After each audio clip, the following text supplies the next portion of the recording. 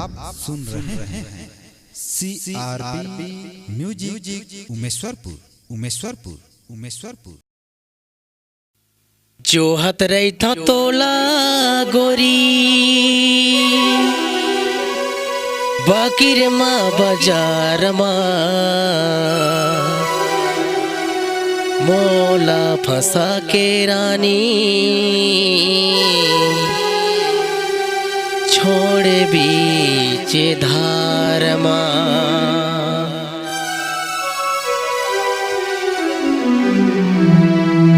जो हत रही था तोला गोरी, जो हत रही था तोला गोरी बकीर माँ बाजार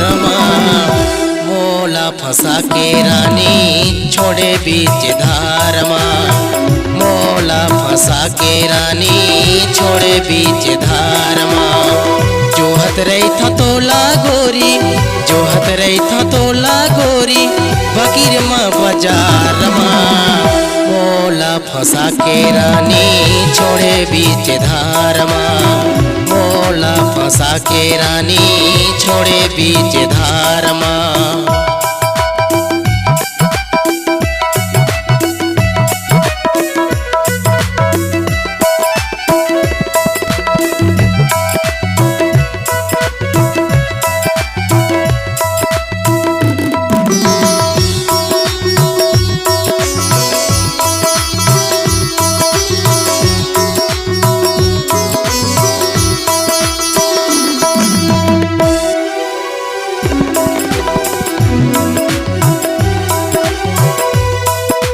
तुर सुरता मानिंद नहीं आवे खटियल सोचत रही था वो तोला देखे बिन नैना तर से डसना मरोवत रही था वो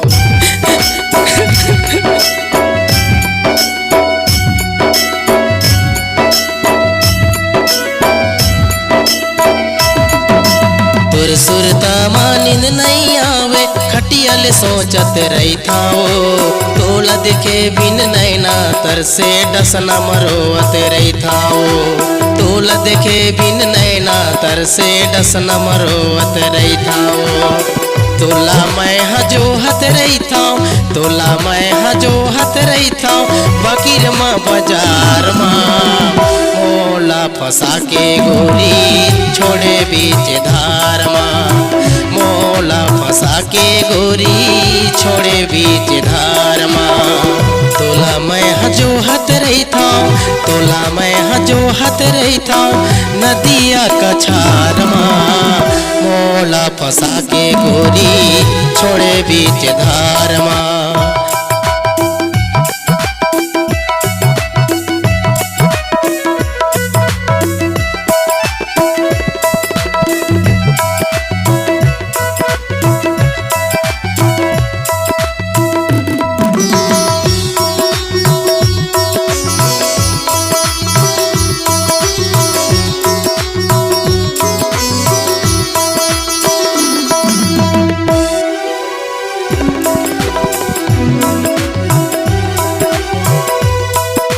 तुर पारामा घूमत रही था देखे बर मैं तोला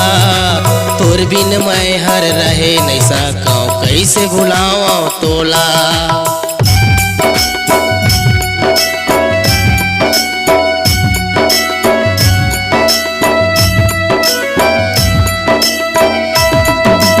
तुर पारामा घूमत रही था देखे बर मैं तोला तुर बिन मैं हर रहे नहीं सकाऊं कैसे भुलाऊं तोला तुर बिन मैं हर रहे नहीं सकाऊं कैसे भुलाऊं तोला तोला मैं हजो हत रही था,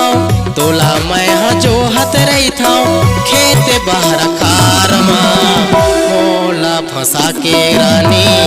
छोड़े बीच धार मोला फंसा के रानी छोड़े बीच धार तोला मैं हजो हत रही था, तोला मैं हजो हत रही था खेत बाहर खार मोला फंसा के गोरी छोड़े बीच धार मोला फंसा के रानी छोड़े बीच धार मोला फंसा के रानी छोड़े बीच धार माँ मोला फंसा के गोरी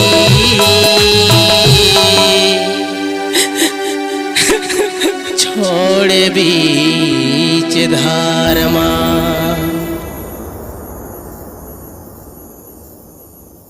अपनी आवाज को अगर सुरों में पिरोना चाहते हैं तो हम आपके साथ हैं। चले आइए CRB